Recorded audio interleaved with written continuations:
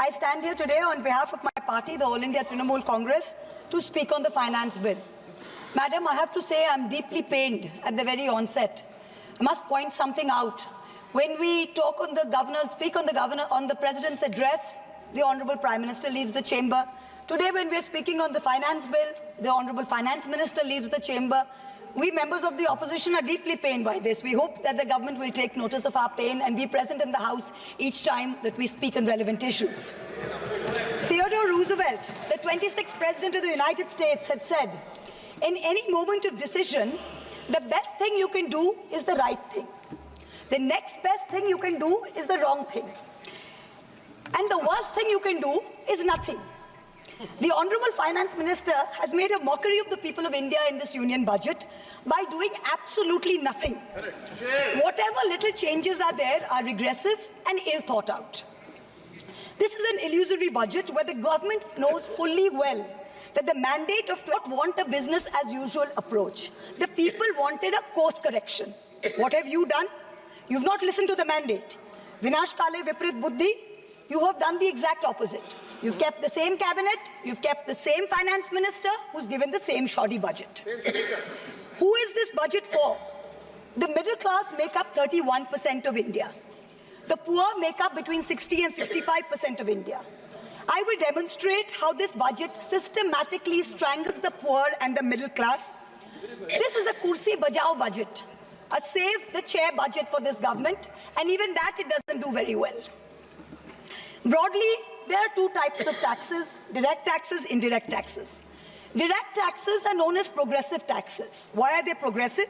So income tax, property tax, investment tax on capital gains, these are done in a way that the richer you are, the more tax you pay.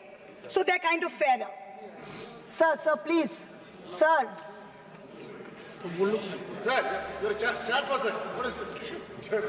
Indirect taxes are regressive because everyone from the richest billionaire to the poorest laborer is paying the exact same tax.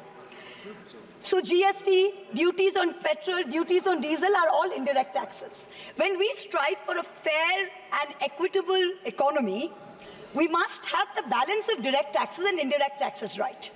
The US and the Europe broadly collect about 60% through direct taxes and 40% through indirect taxes. Some Scandinavian states with welfare models collect 70% through direct taxes, 30% from indirect taxes. In India, it is the exact opposite. 65% of tax collection comes from indirect taxes, where billionaires pay the same as the poorest laborers, and only 35% comes from direct taxes. Even within the direct tax bracket, for the first time in our country's history, salaried professionals and the middle class are sharing a greater tax burden than rich corporates. The middle class is contributing 55% of direct income taxes under this government, up from 38% under the UPA. The richest corporates in India today contribute only 45% of direct taxes. Not only is the middle class being taxed, but now with this budget, the savings of the middle class have also been taxed with removal of indexation and with a rise in the short-term capital gains. Investors who've made more than 11% return, we've done the calculation, that's about the threshold rate. If you have made more than 11% returns, so if you've made higher returns, then this new tax regime with the removal of indexation has happened is good for you. Now, people like our parents, pensioners, salaried middle class, risk-averse people who invested in gold, in property, in debt mutual funds, the removal of indexation has harmed them disproportionately. So the middle class has lost out. Debt mutual fund holders will end up paying more than 40% more tax because indexation is being changed from 20% to 12% for investments made before April 1st, 2023. So this is effectively penalizing those who've made low profits. You've anyway made lower profits. People think real estate has made enormous profits. If you look at RBI's housing index for the past 10 years, the average rise in property prices has been between 4.5% and 5%. So if the middle class has invested in property, that is below 11% return, so indexation is going to harm you.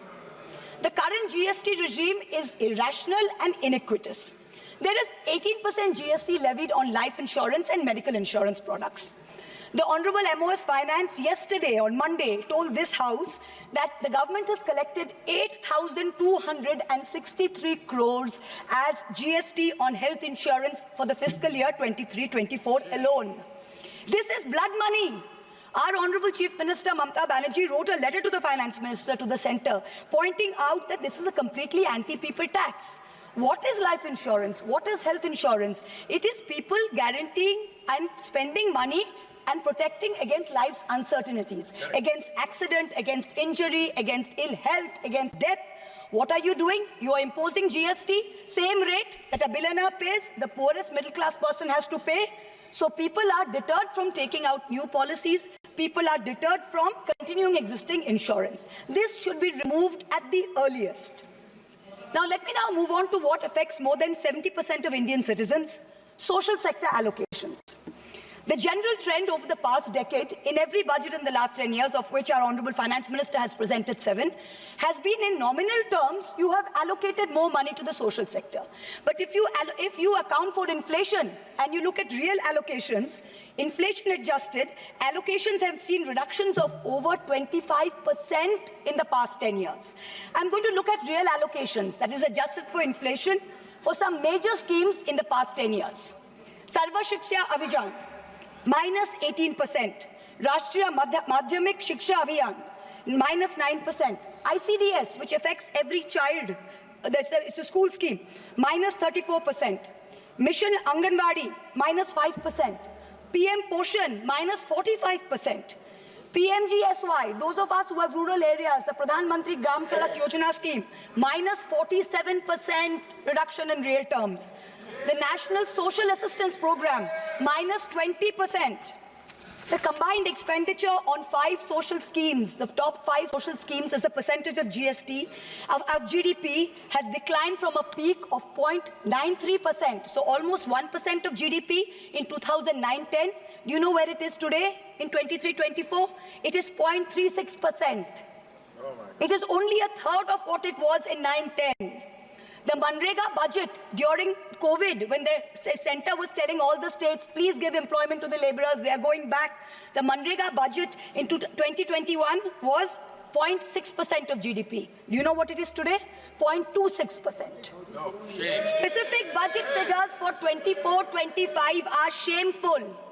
Specific figures, let's look at the specific figures. The allocation for Samarth, which is maternity entitlement and the creche scheme, has been reduced by 70 crores compared to budget estimates of last year. The budget for the National Social Assistance Program, for again those of us with rural areas, you know how important this is. This is what gives social security pensions to the elderly, to single women, to disabled. This is unchanged from last year at 9,652 crores. 9,600 crores, same as last year, no adjustment for inflation. The central contribution to social security pensions has been unchanged since 2014. It was 200 rupees in 2014. It is still 200 rupees per person today. The price of the cutlets in the parliamentary canteen in the last 10 years have been adjusted for inflation with the government's approval. The price of the cutlets in the parliamentary canteen have more than doubled. But when it comes to giving social security for the poorest of the poor, it is still 200 rupees in the last 10 years, no change. This budget's allocation, there is no room for higher salaries for Anganwadi workers. Their salaries have been unchanged since 2018. No room for higher honorarium for midday meal cooks. You have to understand a lot of the women in villages depend on only Anganwadi sectors and midday meal sectors for any source of employment. There has been no higher allocation for supplementary nutrition given to children. The National Food Security Act, the NAFSA, mandates coverage of 67% of the population through PDS. The Prime Minister has very proudly proclaimed that this is a food surplus country. Fine. Then why have we not increased the population covered under rations? Since 2011, you have not had a census. Since you have not had a census, you have not increased the number of people being covered under rations. Also, one very important question. Why is the central government blatantly defying the directions of the Supreme Court? We went to the Supreme Court on the migrant workers case. The Supreme Court gave an order, a direct order to the central government, that the central government is to give rations to 8 crore migrant workers of the unorganized sector who have been left out of the food security net. The last hearing was on 16 July 2024. Court again said that you have to please give money to the states which have issued additional cards, ration cards. But there's no room in the budget for this. There is no allocation. In this rush to protect its own chair, the government is making a very dangerous mistake, which is it's not giving enough to protect our borders. Military experts have repeatedly warned us that India's military capability has to be modernized because we are fighting on two fronts. One is against China, we need a dissuasive deterrent. Against Pakistan, we need an offensive deterrent. The budgetary allocation for defense in this budget is 6.22 lakh crores. This is a marginal decrease of 2,000 crores compared to revised budget estimates. We have reduced it by 2,000 crores. This year's allocation, the budget defense allocation, is 1.9% of GDP. This is the lowest since 1960, the lowest. Shame. Despite many economic constraints, past governments had always given close to 3% of GDP, which is the universal norm for defense. Over the last decade, ever since this government's been in power, it's been hovering around 2%. We have been unable as a government to compel China to restore status quo ante-April 2020 on the line of actual control. We have been unable to deter Pakistan. In the last 2 months alone, over 50 security personnel and about 10 civilian pilgrims have been killed in Jammu. Capital expenditure on military equipment, 1.7 lakh crores. On paper, this shows that it's almost a 10% increase. What we haven't taken into consideration is this increase was largely due to Russia's inability to supply contracted weapons to us because of the Ukraine war. If we take into account inflation and we take into account the rising dollar rate, we're almost flat. The gap between projections made by the armed forces and between actual allocation is 17 to 23%. That's the gap. कुर्सी बचाने में आप मस्त थे, देश को भी देखिए. We need close to 3%, 2.5 to 3% of GDP to defense. This is something that the country needs to look at. The Honorable Finance Minister started off her speech by talking about the focus on Annadata or farmers and how much this government has done for farmers.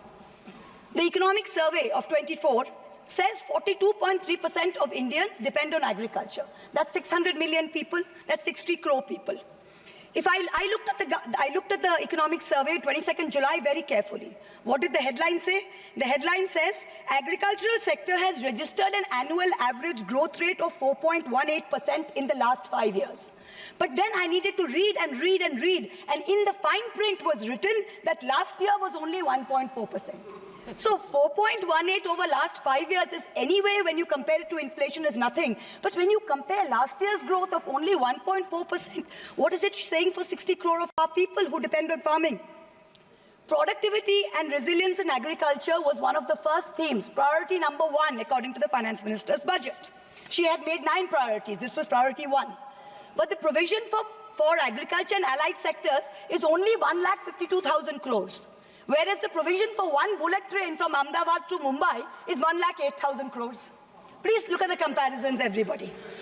Priority 2, Finance Minister said, is employment and skilling. This government has got the worst track record of creating jobs. India has more jobs in the informal sector, not in the formal sector. The budget is talking of an internship program with the top 500 companies. This is a joke. The top 500 companies employ 70 lakh people in total. That is 1% of the total workforce. Our workforce is about 57 crores. You are expecting companies which have a total which employ 70 lakh people to give employment to 1 crore interns. Please let us know how this is going to happen. I'm really curious.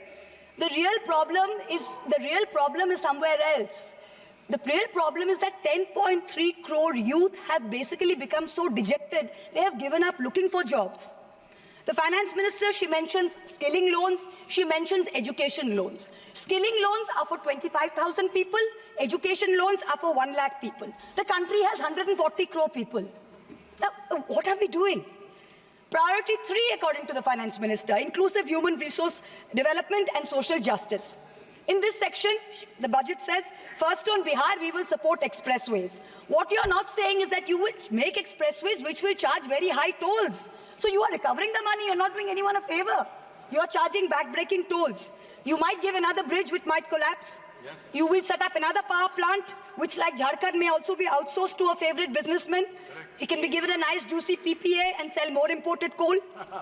Secondly, on Andhra, there are no grants, but only loans, that too from multilateral agencies. So basically, dollar loans will be given to Andhra Pradesh, which future generations will have to pay back with interest. There was also another sweeping statement. Grants for backward regions of Rayalaseema, Prakasam and North Coastal Andhra, as stated in the Act, will be provided. I looked in the entire demand for grants with a tooth comb, with a microscope. And I looked at the expenditure budget. Nothing was provided anywhere. I don't see the intelligent people of Andhra being fooled by this. Priority 4, manufacturing and services. The finance minister has devoted an entire section on how MSMEs are a priority. I believe her. Yes, it should be a priority. But I'm very confused. Most medium and small enterprises are either proprietorships or partnerships. Madam, can you please explain why these proprietorships and partnerships are taxed at higher rates than companies? This makes no sense. Is the A-team the only businesses who are sending truckloads and tempo loads? MSMEs are not sending. Is that the problem? And also the government needs to get rid of the bizarre 29A of the Insolvency and Bankruptcy Code, because it is killing companies that are in trouble. It does not allow promoters to propose a resolution plan. As long as we have this code, promoters cannot propose a resolution plan. We need to get rid of this. Priority 5 in the finance minister's speech, urban development. The Prime Minister had said every citizen will get a house by 2022. We are now in 2024 and we are still making allocation for 3 crore more houses. Yes. Can you please tell us how many more houses we need and when it's going to be done? Let's get this over with. 2047. Priority 6, energy security. The less I speak about this, the better it is. Energy security is security for best friends. It's created by allowing best friends to import low-grade quality coal, mark it up as high-grade quality coal, and sell it to state development corporations at the cost of the country's environment, at the cost of the health of our citizens. Priority 7, the finance minister said, was infrastructure. She announced in a true style of Shagun that she is gifting the nation 1,11,111 crores. 111,111. This is flat on last year. Sadly, most of this will go towards crony capitalists.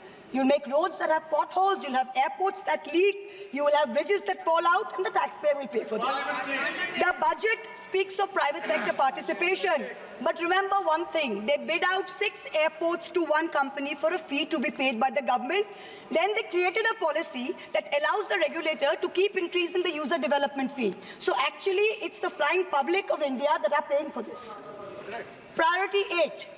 Innovation, research and development.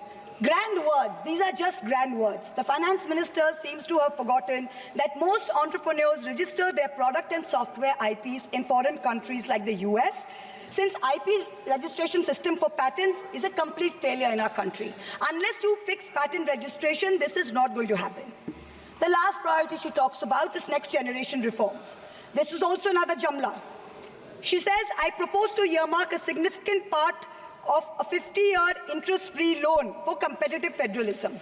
So this is double speak. We'll keep this money in our pocket. If Nitish ji and Chandrababu ji see through our jumla and they make a big fuss, we'll have some additional funds to keep them happy and to keep the government going. Finally, I have to mention one interesting fact, and I hope that the Treasury benches will have the patience to hear me out. Please. I wholly agree with the Finance Minister on one thing. The budgets for the CBI and the ED have been reduced this year, and I was wondering why. Is it because the voters didn't like the fact that you were using the CBI and the ED to go after the opposition and file fake affidavits? Or is it because you have outsourced the CBI and the ED completely to a businessman in Ahmedabad who is controlling the whole thing? Why have you reduced it? Number one, the former Maharashtra Home Minister highlighted how BJP leaders and agencies have threatened him to filing a fake affidavit. In the case of Sandesh Kali in West Bengal, the women have confirmed on video that BJP leaders forced them to file fake statements. Similarly, I'm told in my matter, Mr. Adani on October 16, 2023, got my friend to his office in Ahmedabad and threatened him with dire consequences to file a fake affidavit. Actually, it was Mr. Adani's in-law, Mr. Cyril Shroff, who filed the fake affidavit and forced him to sign it. Even today, every mid-level official in Adani's office calls mid-level officials in the CBI and says, 161 statement change karaiye, aapka sir ko bulaiye, madam ke against mein statement dijiye. I am telling the CBI via you, madam, please take a 164 statement once and for all. Don't keep calling back people at Adani's behest to change 161 statements to implicate me. It's going to get you nowhere. Let us reduce the CBI and the ED budget to zero. Let us, Mr. Adani, pay the full 1,500 crores. Let us outsource it completely to him. End of story.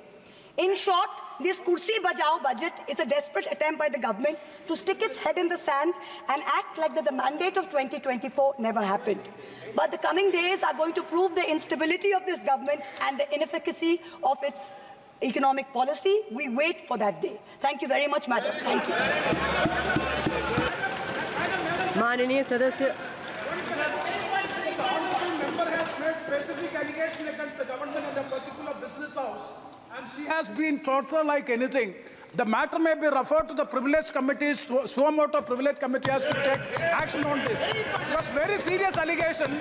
A member of parliament is being tortured by a business house, and still it is being doing. That has to be looked into by the privilege committee. The privilege of everybody is being infringed.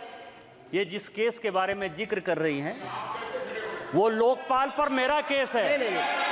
मेरा case है, मैंने complain किया है, मेरे complain पर वो case है। वो मामला सब जुडिस है, उसको सीबीआई और ईडी इन्वेस्टिगेट कर रही है और इसीलिए इस सदन में नो क्या ये मेरा केस है, लोकपाल पर मैंने जो है कंप्लेन किया हुआ है और ये केस मेरे ऊपर है, इसीलिए मैं यहाँ बैठा हुआ हूँ। ये कुछ भी हो रहा है तो दरअसल हीरानंदानी को यदि हिम्मत है जिसके बारे में ये बात कर रही है उसको हिंदुस्तान में आके सीबीआई उसको बुला रही है, वो आ क्यों नहीं रहा है? माननीय सदस्य Shri Arun Nehru ji. When I was not provided the mic. When I was on my legs, I was not provided the mic.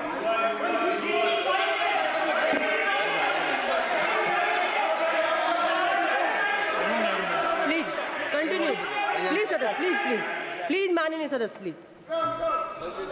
Arun Nehru ji, माननीय सदस्य. மதிப்புக்குரிய பேரவைத் தலைவர் அவர்களே, இந்த மாமன்றத்தில் இந்த சாமானியன் குரலை ஒலிக்க செய்த மாண்புமிகு தமிழக முதல்வர் முத்துவேல் கருணாநிதி ஸ்டாலின் அவர்களுக்கும் மாண்புமிகு உதயநிதி ஸ்டாலின் அவர்களுக்கும் மற்றும் பெரம்பலூர் நாடாளுமன்ற தொகுதியின் மக்களுக்கு என் நன்றியை தெரிவித்துக் கொள்கிறேன். அதிகாரத்தில் இருப்பவர்கள் கூட்டாக செயல்பட வேண்டும் என்று கூறிய இந்த தேச மக்களுக்கு என் முதல் நன்றியை தெரிவித்துக் கொள்கிறேன். Madam, I'd like to start with something that's very fundamental to the constitution of this country, madam. It says India, that is Bharat, is a union of states. But today, after 10 years, in fact in the 11th year, we are in the question of saying what is the state of the union. We still don't know what is the state of the union. So India, that is Bharat, is actually a union of states. The states make up this country. And what the finance minister has done is ask us the question, what is the state of this union? Now, as my colleague has pointed out, we are missing on the collective wisdom of this house when senior members of the treasury benches are actually missing in action. When the opposition wants to bring attention of the various schemes and of the trouble and the problems of the people, we still, through you, madam, insist that the senior members be present when important bills like the finance bill is being discussed. So, what is this budget about, madam? It's actually primarily about misplaced priorities. The state, with its resources, is not being provided enough support so that they can carry on the people's work. I will go point by point, madam. So, a lot has been talked about job creation, and the finance minister, honorable finance minister, has been forthcoming with providing training for youngsters. And now what she has failed to address is that the majority of the youth is not in the formal sector. The total EPFO paying customers is only 3.05, whereas the total workforce is above 45 crore people. So what is being spoken about in the budget is less than 5% of the actual workforce. And the amount of companies, the formal companies actually paying EPF is actually much lesser than that. So the actual impact of Madam Finance Minister's statement about providing training actually doesn't cause any impact at all for the youth who's actually looking forward to training. So I guess the government should take note of the informal economy and the need for training there. Very important three segments that constitute the everyday life of the populace: fertilizer, food, and education. So based on last year's numbers, the total allocation on fertilizer has been reduced by 13.5%, and food minus 3.1%, and education minus 2.2%. So government has many reasons to reduce, madam, but what I fail to understand is this. These three are the basic for any life to be lived upon in this country, on this planet. Now, when you reduce the allocation of the basic input that goes into life, how does the government expect the country to grow, madam? How does the country expect the country to have food on the plate of a common man and then work to pay taxes, which again is the next big topic, madam? But how can they pay with all the basic things reduced? I think the government should take proper care of actually allocating resources. Now, the very important segment, education. Now, the finance minister is going on about, and the education minister and the HRD minister have been going on about the resource allocation, and, then the NEET issue, and saying that the central government is actually taking care of the people. What I fail to understand is two important things. What the opposition is talking about is outcome, and what the treasury benches and the government is talking about is output. Now, let me go with an example, madam. So the central government says that they have brought about transparency and they've brought about equality in education, right? They might have talked only about the process. Yes, they have bought in the exam. Yes, they have gotten, QR codes to let students in. And yes, there are a lot of harassment issues before the student actually makes it to the exam. There's so many issues. That's the output. What we are talking about is the outcome. What does the outcome talk about? The outcome talks about a fair chance a common man in this country can get to make it to the medical exam and to serve the people of this country. They're not talking about outcome at all. They're only talking about output. The process is great. We're not talking about the process, but the process is unfair.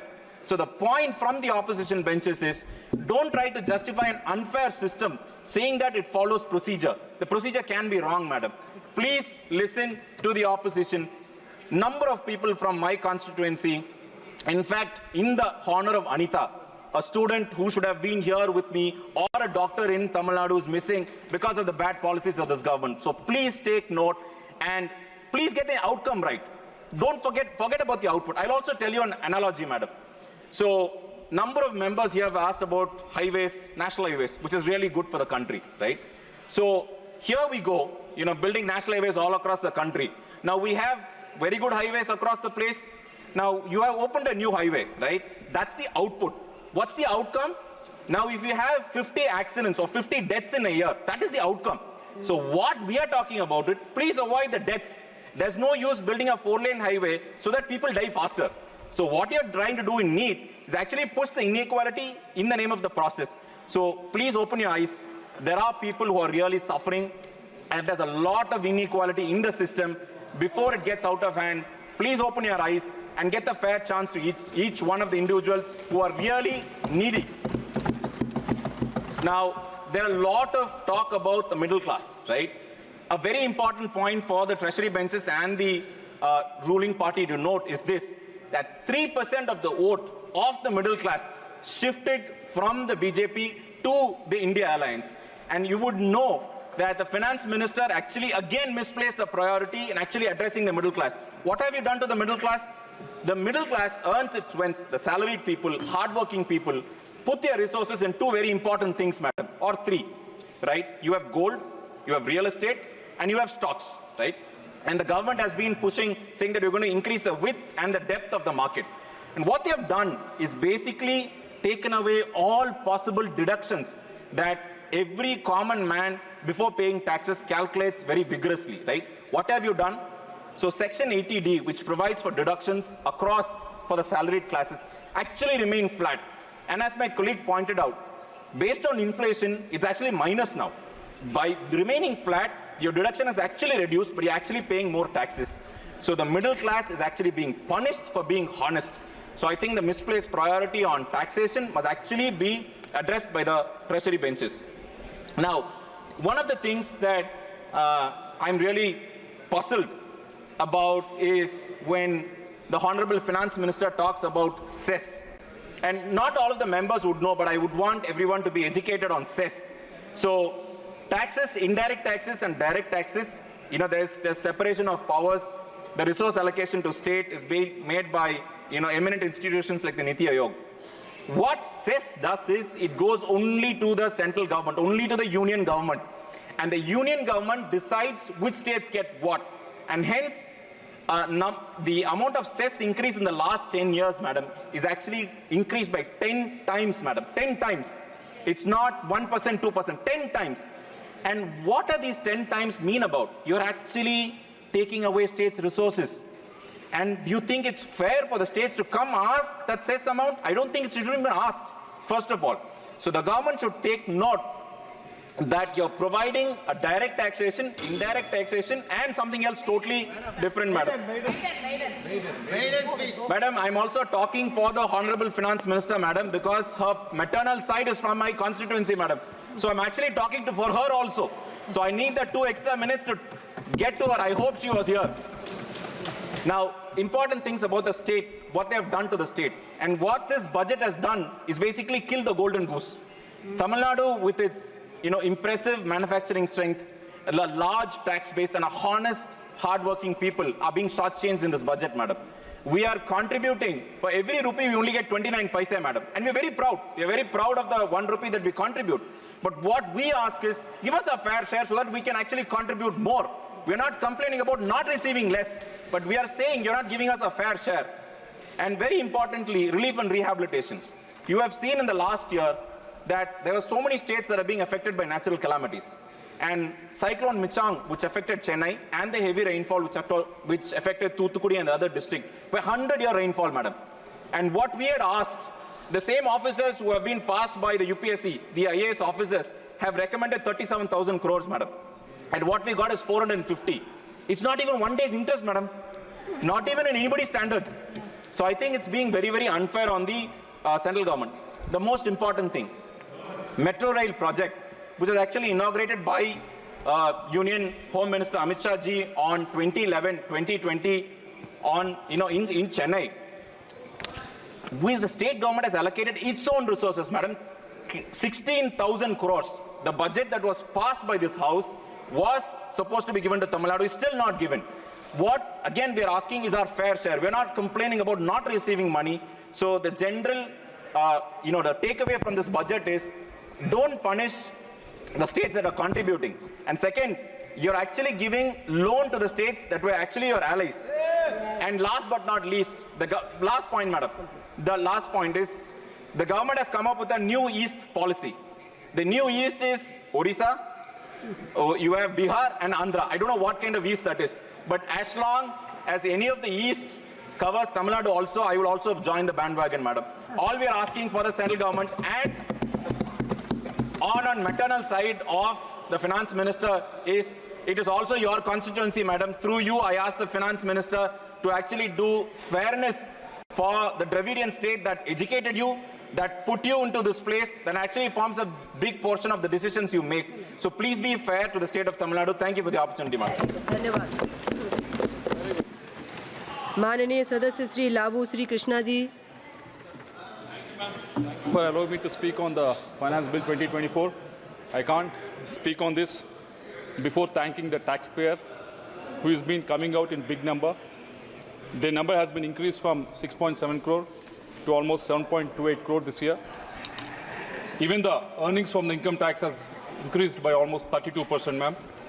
So this shows the confidence that the income taxpayer is having on the government, and importantly NDA. But ma'am, we have to keep in mind the process that has been implemented for the last 4 years. It's called faceless assessment that has been implemented. There are numerous issues that has been raised because of this. Of course, this is useful for a lot of taxpayers, but recently a lot of people are complaining that too many sections are being evoked. And for example, if someone is given 10 crores as a penalty for him to pay, if that person has to go for reassessment, he has to pay the 20% to actually go for this reassessment, ma'am. Because of this, taxpayers are actually feeling the brunt. So I wish and I hope the Finance Ministry will take this matter into the account so that we will make it easy for the taxpayers to actually come into the fold, ma'am. Also, there is a rise in the gross revenue by almost 14%, ma'am. And I also have to thank the Finance Ministry for reducing the corporate tax from 40% to 35%, ma'am. Also, we have made numerous representations to the Finance Minister regarding the angel tax that has been levied.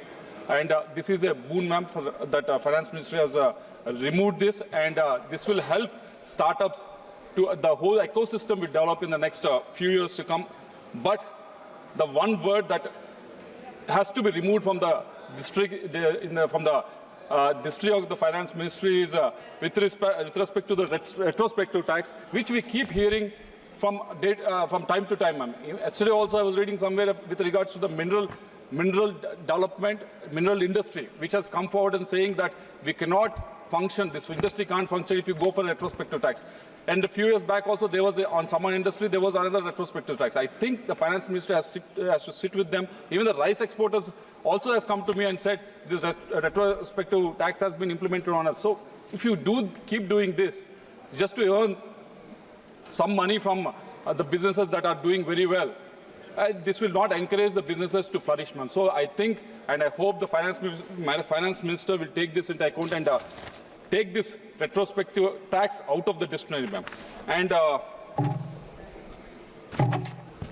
coming to the capex expenditure, there's been almost 17% increase, and this government has been doing it for the last 5-6 years. That the capex has been the main go-to area where the development in the country is been happening, and every year this capex expenditure has been increasing, and this year almost it's 11,000 crores has been put in place for the capital expenditure, ma'am. But the problem is, last year, out of 10 lakhs that had been earmarked for the capital expenditure, only 9.48 lakhs has been spent, ma'am. So almost 52,000 crores was not even spent on the capital expenditure. So I request the Finance Ministry to actually look into it.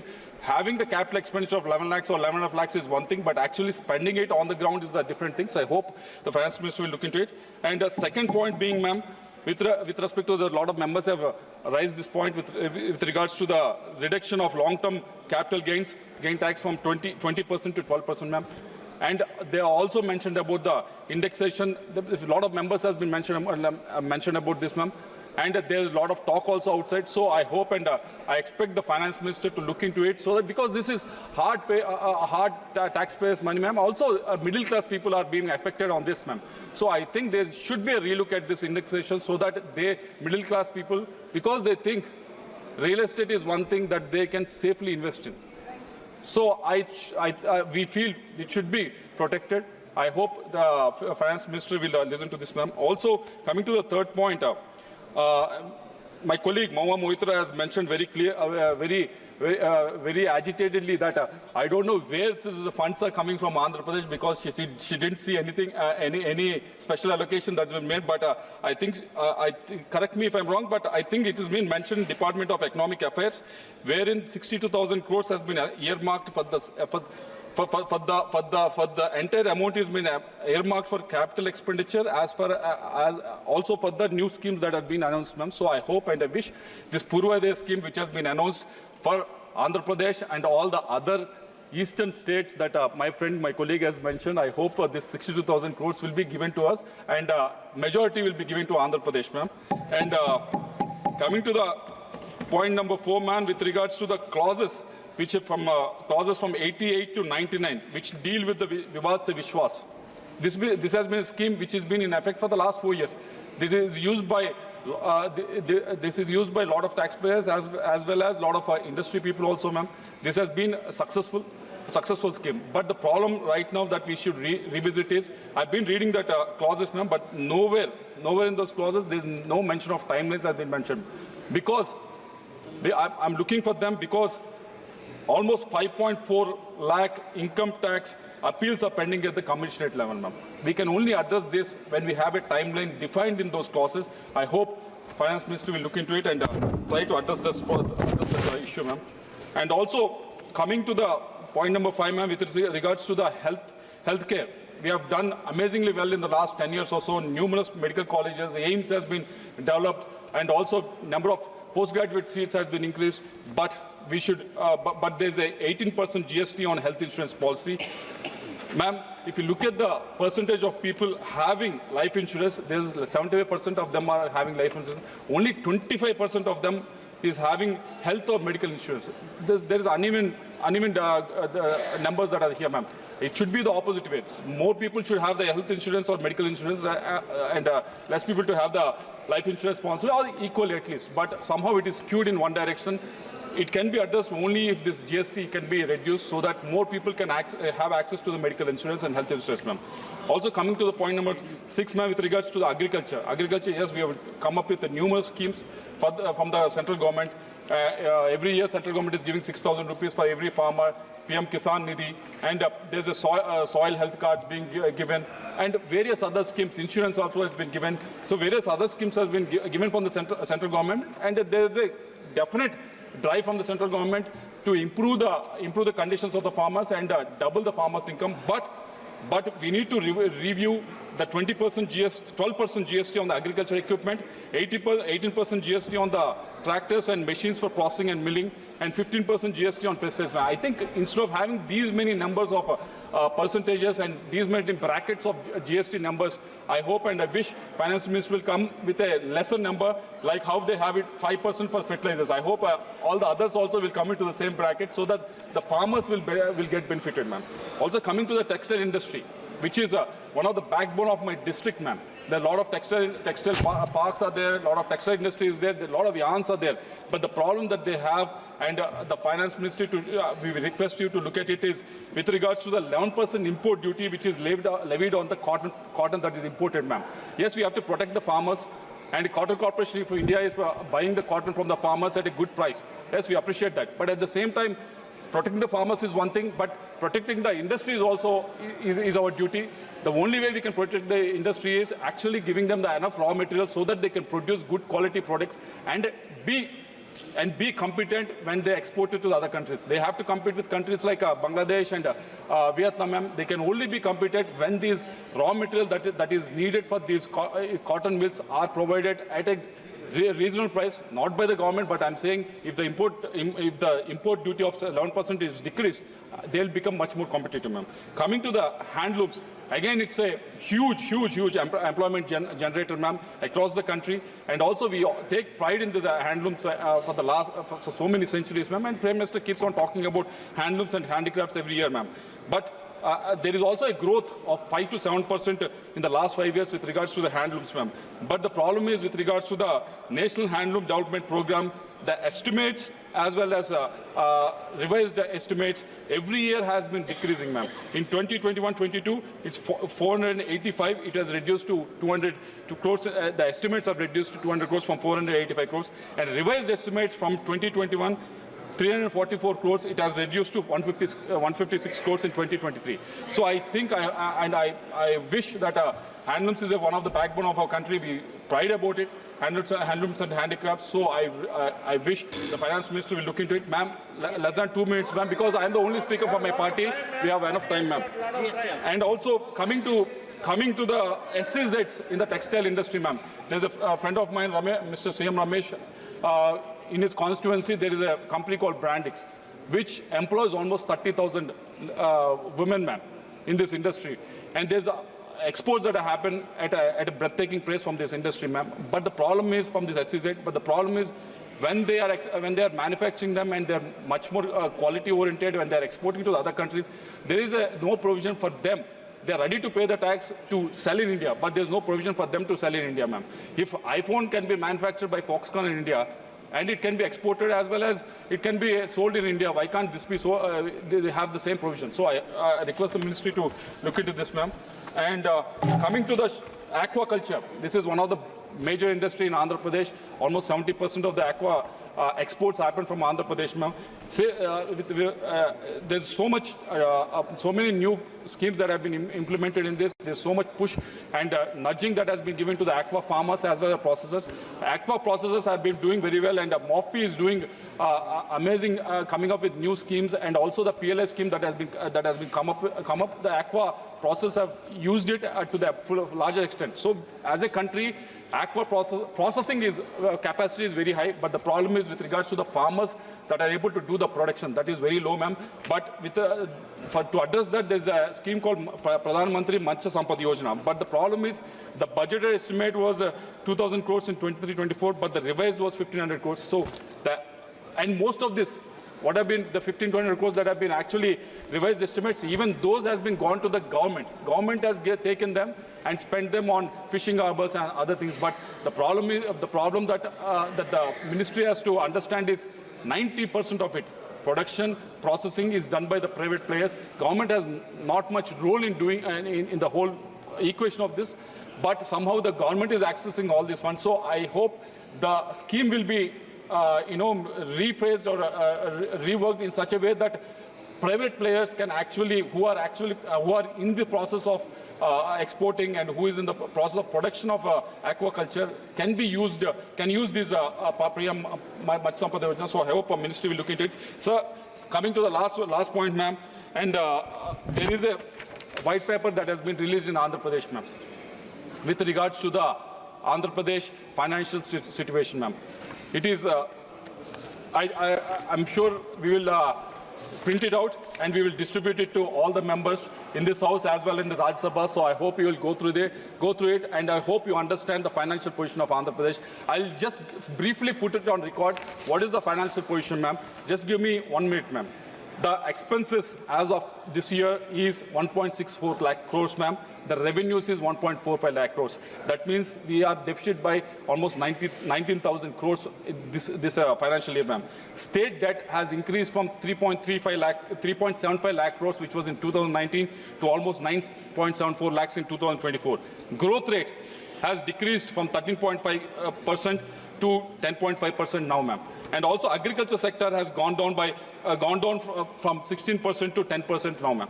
And also the capex expenditure, which was 60,000 crores from 2014 to 2019, the white paper is saying, ma'am, it has gone down to 24,000 crores in 2019-24. Last half a minute, ma'am, I'll wind it up. So there's a decrease of capex, and there is a decrease of sectoral growth in agriculture as well as any other sector. You will look at it, industrial sector. There's a decrease in the sectoral growth also, ma'am. And the per capita debt has been almost doubled from 74,000 rupees per head to almost 1,44,000 in Andhra Pradesh, ma'am. The inflation has also been risen from 4.5% to 6.2%, ma'am. So all in all, on one side, we are having a huge debt, and we have revenue deficit every year. On the other side, we are not. Whatever we have borrowed, ma'am, last 20 seconds, ma'am. We are not, whatever we borrowed in the last 5 years or so, we are not infused into the capital expenditure, ma'am. This has brought the state to our knees, ma'am. We are ready to actually work with the central government. We are ready to actually again stand up, and we are again looking for to rebuild the state, ma'am. So I request the finance ministry to look into it, so that they can actually restructure the loans that are indebted by the state of Andhra Pradesh, so that we can actually run with the other states as well, ma'am. Thank you very much. माननीय सदस्य रामप्रीत मंडल जी। माननीय सभापति महोदय, आपने मुझे माननीय वित्त मंत्री जी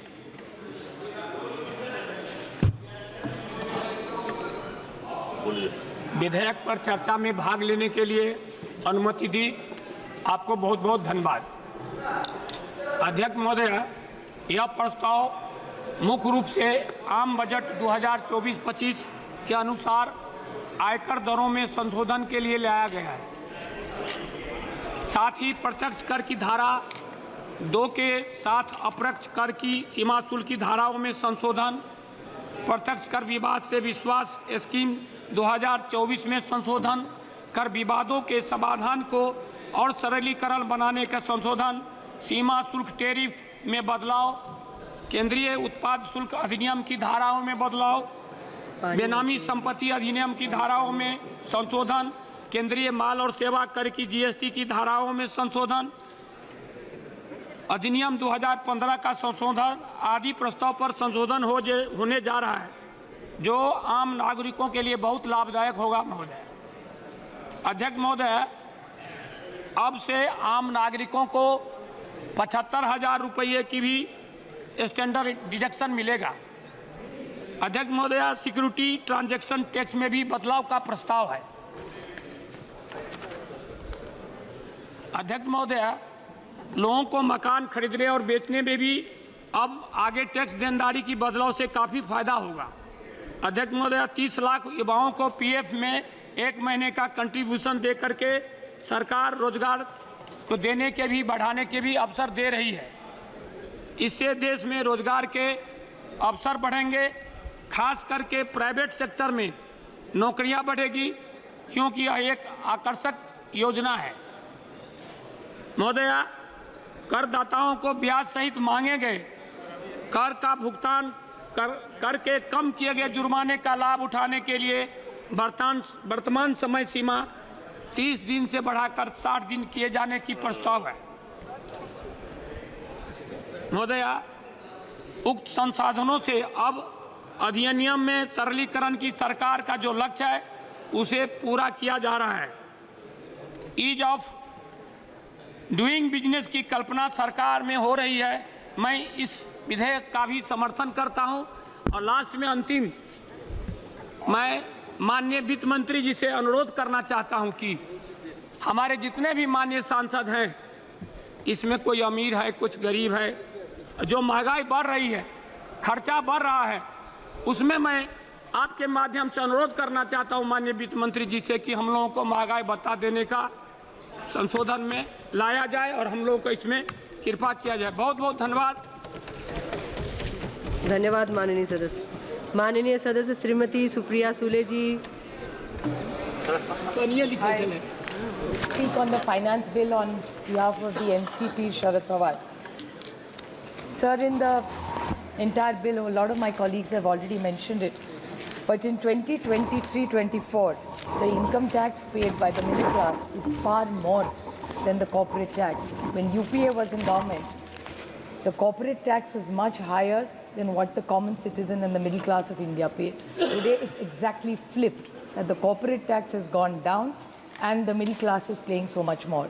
So I would like the Honorable Finance Minister to justify is why are you taxing the middle class and the poor of this country?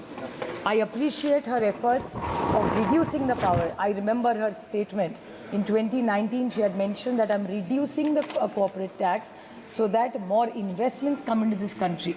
I'm not taking away from the intention of the government, but what is the outcome? And can you quantify and justify the reduction of this? Because no investments have come, and today, as a matter of fact, today's news item says that the rupee today has fallen and has become 84.09 against the dollar, while the foreign portfolio investors have pulled out 1.20 billion. Please note, the Treasury bench, Mr. Dubey, was today talking very highly about the government and the policies, and talking how well the world is doing badly and how well India is doing. I would, with very less knowledge compared to him in finance, with full humility, like to tell him that India is no more a insulated economy. What happens globally will happen in India, if not today, because one of the biggest growth engines of anywhere, which is very basic economics, is even exports, which India will not do well. It's already not doing well. All this Atmanirbhar and all is very good statements. I am the biggest example of Atmanirbhar. I don't use anything which is imported from any part of the world. But I would like to put it on record that this whole jingoism in speeches sounds wonderful, but I think we need to go beyond politics and stop being a prisoner of the past and history and start living the moment. Because 2047, I don't know if I'll be alive to see it or not. But we need to handle the economy, because the rupee has fallen to 84.09, which is very, very alarming. So I am telling this government, please wake up and smell this coffee. There is a bloodbath in the domestic markets, and the Sensex and the Nifty has today tanked 3%, which is substantial amount. I would like to even highlight one or two points which were very alarming yesterday in the demands for grants. Honorable Nadu ji was very, very honest, and I appreciate what he said in his speech. He reached out to the opposition yesterday, humility of the man I must appreciate, and he said that the health department had 3,000 crores left. He said, मैंने 1,000 करोड़, ये इनका statement है, कल शायद आप भी थी madam house में, और उन्होंने कहा ये पैसा खर्चा नहीं हो रहा है, आप मेरी मदद करिए. And we asked, I think Saugata Babu was also here, I was in the house, Bhupendra जी शायद आप भी थे कल यहाँ, और तब मैंने पूछा था कि आप बताइए कौन सा पैसा रह गया, हमारे निर्वाचन क्षेत्र में बहुत सारा डेवलपमेंट रह गया, ये 1,000 हमें दीजिए, हम हमारे स्टेट में यूज़ कर देंगे. So if the health minister of India is saying money is not getting spent, it's very alarming to me is what is this budget doing for this country. And the Social Justice Department, where Vayashri Yojana, as a matter of fact, this morning during question hour, there was a long discussion on it. It was the first question today. We have, my district is number 1. Vayashri Yojana में Pune district is देश में एक number पे आया है, और हमें जो प्रॉमिस किया है वो कुछ नहीं हुआ है. जब भी मैं मंत्री जी को मिलती है, बड़े अच्छे वीरेंद्र सिंह जी है, मान सम्मान देते हैं, बोलते हैं सुप्रिया मेरे पास बजट नहीं है. तो एक तरफ health minister is saying that he has extra money.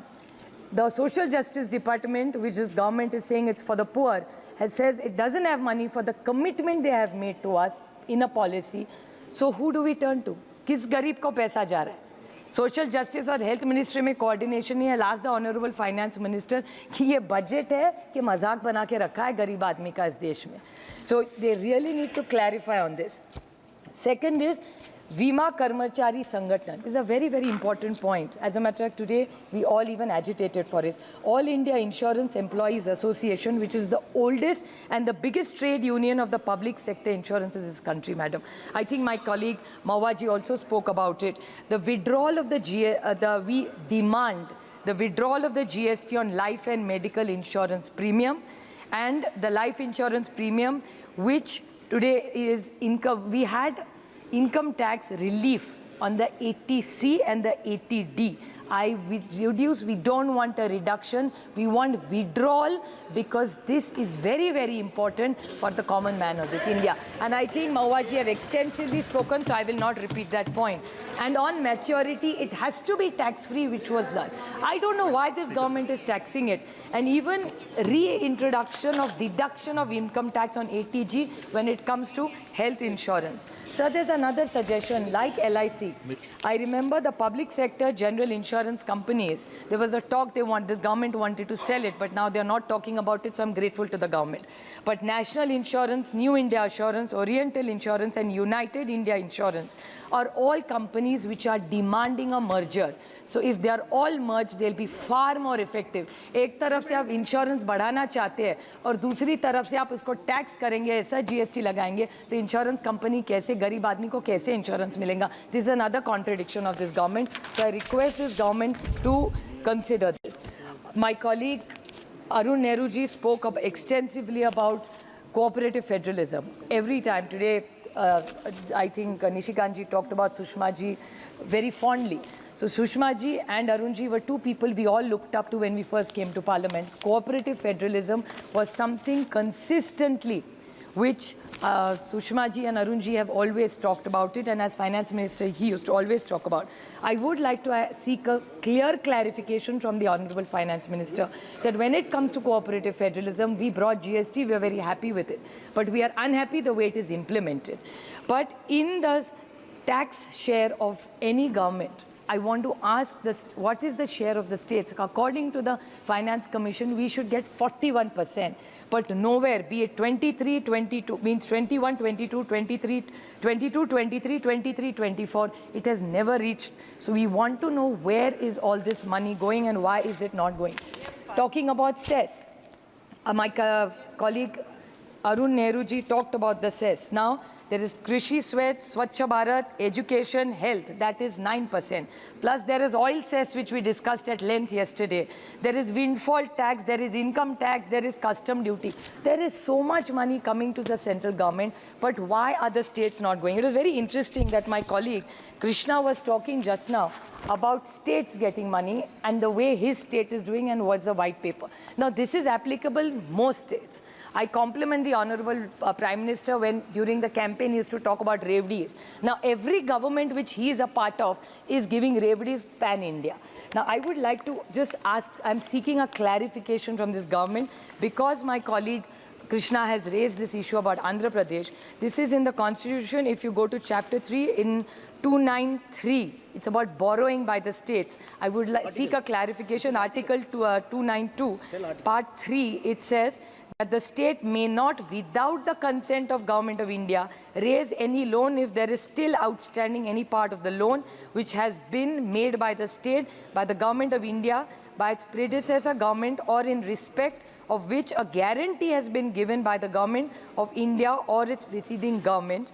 And there is a part to it, the Part 4, a consent under Clause 3 may be granted subject to such conditions if any as Government of India may think to impose. Now when Andhra Pradesh, which was your ally for 5 years, how did you allow the state to go through this? And the same case is in Maharashtra. So I seek a clarification. You give as many revenues as you want. अभी तो सरकार हर 3-4 राज्यों में elections है, हरियाणा में हुड्डा जी के यहाँ है, तो रेवड़ियाँ तो बटेंगी. I have no problem with those रेवड़ीज. गरीब को कुछ मिलना हो तो ज़रूर दे दीजिए. But not at the cost of misleading the nation and misleading the state for the next 25. Because आपका सारा सपना 47 का होता है. So we will come to power, but unfortunately stuck with their bad dealings. We don't want this inheritance tax from this government. So we really need to know, and government keeps talking about the whole. Atal ji ने तो ये लाया था. Sir, do you want to say something? Atal ji ने तो लाया था. FRBM Act was not brought by us. It was Atal ji's most wonderful, and मैं ऐसा कभी नहीं कहूँगी कि 70 साल में आपने कुछ नहीं किया. जब हर सरकार कुछ तो अच्छा करती है. हर सरकार ऐसा नहीं है कि कुछ अच्छा नहीं करती. So Atal, even if we worked in different ideologies, Atal ji was the tallest leader of this nation. FRBM Act was brought by him and we followed it meticulously. Now I want to ask this government that if the FRBM Act, how much of it is implemented in the central government is what I want to ask this government and seek a clarification. A lot has been said about GST. Now GST mismanagement. What is happening in Infosys is something I'm very curious about. Because हर रोज sir paper में आ रहा है कि पता नहीं कितने हजारों करोड़, कितने शून्य उसमें, वो मुझे पता भी नहीं, मेरा मैथ्स थोड़ा कच्चा है सर. सो इन्फोसिस को 30,000 करोड़ या 3,000 करोड़ पता नहीं कितने. फिर एक बार न्यूज़ आई कि वो विड्रॉ कर रहे हैं, आप कह रहे हैं, आज फिर से न्यूज़ आई नहीं. It's in this mismanagement of GST. Infosys, such a big international company doing such good service. I don't know whether taxing them is right or wrong. But is this the GST management? This is not management, this is mismanagement. How can you keep changing these GST numbers all the time? The MCA website, I have delegation after delegation coming to meet me, saying that the MCA website doesn't work. Then even people who don't fit in the tax thing, because they don't file papers on time, are taxed. So जो tax bracket में ही नहीं है, उसको भी because of the documents not getting properly put in because of this website of theirs. So ये website please सुधारिए, इसमें आम आदमी जिसका account Deloitte में है, उसको कोई दिक्कत नहीं आ रही है. लेकिन जो आम आदमी जिसको आप इतना tax कर रहे हैं, उसको दिक्कत हो रही है. So this entire MCA website needs to improve itself. Sir, GST Council, हाँ? टैक्स भरने में कोई दिक्कत नहीं है. इस देश का बहुत से ज्यादा आदमी ईमानदार है, टैक्स भरना चाहते, बट टैक्स भरेंगे तो सर्विस भी चाहते. सदन के बाहर ही पूछ लेना. Sir, another question which even Krishna said is about ये किसानों की आय दुगनी करना चाहते. The input tax is so high. What was the idea of the GST? One country, one nation, one tax. 5, 12, 18, and then you say कृषि प्रधान देश है, फिर आप किसान को ही तो टैक्स करे जा रहे हैं. And I'm not reading the whole list which my colleague Krishna read, but from tractors to equipment to irrigation equipment to sprinklers, सबको 12, 18, 5. My problem is, my demand is that anything that concerns agriculture should be zero. अगर आप minerals को zero कर सकते हैं तो किसान को क्यों नहीं कर रहे? मिनरल्स का टैक्स आपने जीरो किया है, और सर देश के टैक्स नहीं, जो बाहर से मिनरल्स आएगा उसको आपने जीरो टैक्स कर दिया। वो किसके के लिए? मुझे, I am not some mineral expert, तो मैं आरोप नहीं करूंगी इनकी तरफ, झूठे आरोप नहीं कर सकती मैं, जो उसको जब उसको दिखाना है। बट आप मुझे बताइए, मिनरल्स को आप जीरो टैक्स कर रहे हैं, इंपोर्ट को जीरो टैक्स कर रहे हैं, तो फिर एग्रीकल्चर को क्यों टैक्स कर रहे हैं? जो देश में किसान है, जो हमको अन्नदाता सुखी भव है, उसको आप 18 टैक्स करेंगे, और मिनरल्स को जीरो, जो important, which country are they coming from? I am not a mineral expert, but पढ़ने में समझ में आता है कि शायद चाइना को हो रहा है, ऐसा पेपर में आया है, मुझे नहीं पता। तो सरकार जवाब दे कि मिनरल्स एट जीरो, गोल्ड का भी किया, अच्छी बात है, और कम करिए। तो जो गलत काम गोल्ड में हो रहे वो भी बंद हो जाएंगे, तो गोल्ड का भी कम करिए, मिनरल्स का करना ना करना इनका, but the government must justify why agriculture is tax so highly and imports of minerals is zero tax. This is an answer they owe to the nation and to the farmer of this country sir. No, तो zero tax करने की क्या जरूरत है? किसको please कर रहे हैं आप? Sir, the other thing is about research. Please conclude. Sir, you have to discuss about the agri research. Research इतना करना ये सरकार चाहती है। How much have they given for agriculture research is what the government should tell us. There is the Indian Agriculture Research Institute which has got 710 crores, out of which 540 crores only goes in salaries, 90 in administration. How much money is left for research? And not just for research, sir, you will be very shocked to find out this information that chemical customs duty has been increased. So all labs, IITs, all these people who need chemicals for research work are in trouble. This is a delegation of students and colleges which came and met me, and these are not private colleges. नहीं तो ये बोल देंगे यार ये लोग का private college है। प्राइवेट कॉलेज का सवाल नहीं है। इस देश में बहुत सारे ऐसे कॉलेजेस हैं जो अच्छा काम कर रहे हैं, उनके सब जो रिसर्च लैब्स है वो दिक्कत में है, because this chemical custom duties, this has to be reduce. अगर आप मिनरल्स का कम कर रहे हैं तो एजुकेशन के लिए तो कम करिए।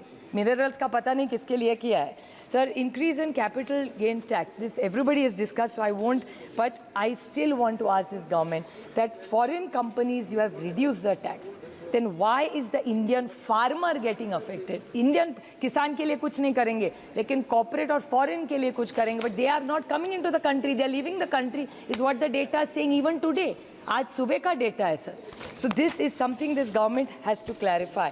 Indexation, this is, there is a lot of confusion on indexation, because the first, in the budget I did not speak of the indexation because the Honorable Finance Minister gave a clarification in a press release. But even after the clarification, there is no clarity on indexation, and you cannot tax any old household who has bought a house. And why the 12%? जो कम तक आता था, sir, in 2002, if you bought a house for 1 crore and you sold it for 5 crores, 34 lakhs is the tax in indexation. And if you don't go and you only go by 5 for 12% as the government has made it now, it is 50 lakhs. Sir, which is completely unfair.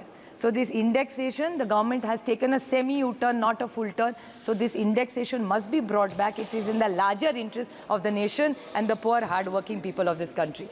Sir, EPS 95, which is such an important issue. Just this morning, today, the Congress MP from Kolhapur raised it in 0 hour. Sir, EPS 95 के लोग इस house में जो सांसद मिले, हर एक को उस साइड बैठो या इस साइड बैठिए, each one, some senior citizen has met each MP here. EPS 95 की डिमांड, सर आपको आश्चर्यचकित होंगे, लेकिन in 23-25 the pension corpus and only the interest earned is 51,000 crores, and what is the money given is 14,000 crores. And this was the commitment given by Prakash Javadekar ji. I don't want to name because Arun ji is no more, but उनके साथ बहुत सारी meetings हुई थी, and Prakash Javadekar ji had committed in a press conference that अगर हमारी सरकार, तब की मोदी सरकार थी और ये आज की NDA सरकार है, ये जब आएगी तो हम ये EPS 95 का पैसा देंगे. They have not given this money, sir. I urge them to give this EPS 95. Sir, finish हो गया मेरा time.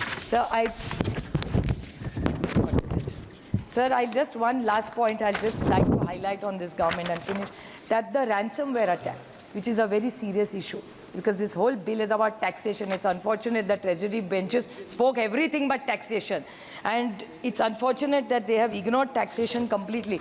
But I would like to raise this issue, which is very important, that the TCS and the State Bank of India has hit with a ransomware attack last week. So this has affected many, many banks, and it's hurt the common man. So I urge the Honorable Finance Minister to address this technical issue, because it's very, very important that these cyber attacks are increasing, and she must do something about this to salvage it. And the last point, sir, is the Honorable Treasury Bench talked a lot about ED and CBI. मैं तो उसको ICE बोलती हूँ सब. ICE मतलब बर्फ नहीं. ICE means Income Tax, CBI and ED. That's what ICE stands for.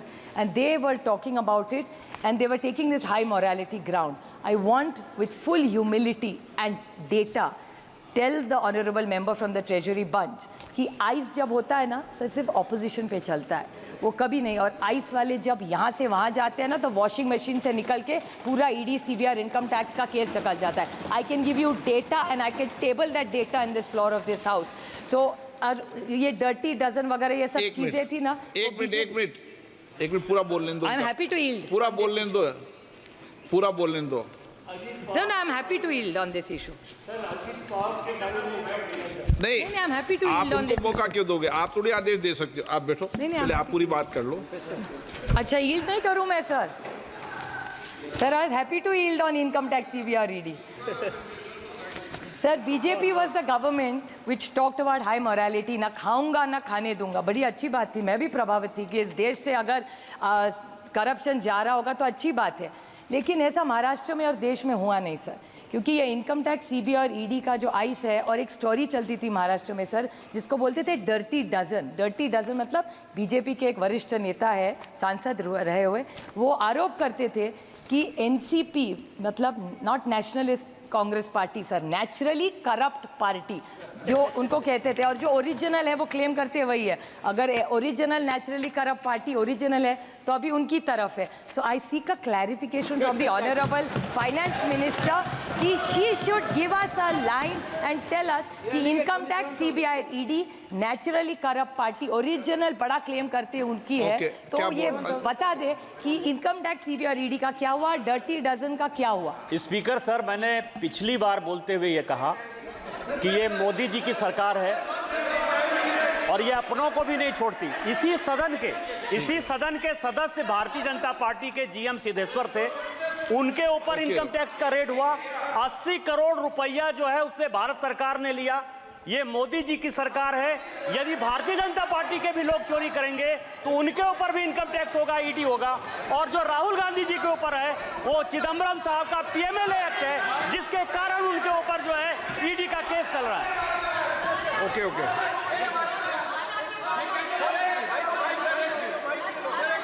हाँ. Every time, Mike sir, yes. Sir, every time Honorable Chair allowed Nishikant Dubey to speak. Whenever he spoke in the house, he spoke only lies only. Last day he spoke about Priyanka Gandhi ji, not was a member of this house. Sir, 1 minute, sir. Priyanka Gandhi ji, not a member of this house. He told in this house that Priyanka Gandhi ji attended Adani's marriage, which is totally wrong, sir. Which is totally wrong. Every time he is telling this galat baat. You are allowing that. You are allowing that. Okay. No.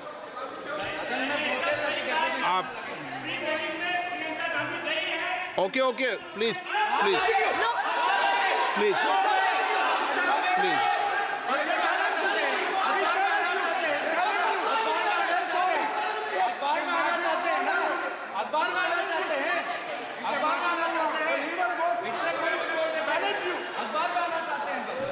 Okay, आप conclude कीजिए. Sir, I would like on behalf of my colleagues put it on record that she is not a part of this house, but at a personal level she is a woman, and nobody should talk about a lady A who's not a part of this house. B, she has not attended, and there is nothing wrong in attending even if somebody did. कोई चोरी नहीं है उसमें. जिस शादी में प्रधानमंत्री जा सकते हैं उसमें क्या दिक्कत है किसी और को जाने के लिए? So it's not fair to say bring somebody's wedding in it. Sir, it's not fair. Sir, it's not fair. She is not a member. Sir, she is not a member of this house. And she did not attend. Let's go by factuals. There is nothing wrong in attending a wedding officially. What is wrong in attending? But let's not do a fake narrative. Okay, the problem with the BJP is they do fake narrative and malign people. They have maligned my family as the way they have maligned hundreds of other families. Have they ever thought what our families go through? जब लोगों को झूठ-झूठ arrest करते कभी सोचा है उसकी बीवी क्या सोचती है, उसकी माँ क्या सोचती है, उसके बच्चे क्या सोच रहे हैं? They are only doing this just to be in power for their selfish needs.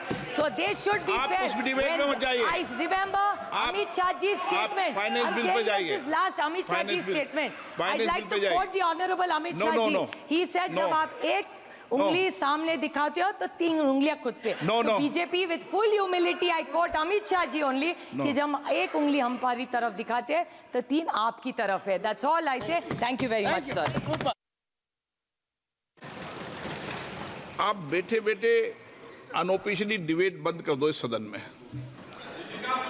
माननीय, मैं सबको बोलता हूं, सबके लिए बोला हूं, सबके लिए बोला हूं. रिकॉर्ड में नहीं जाता कुछ भी. क्यों सदन में व्यस्त है? माननीय विदेश मंत्री जी.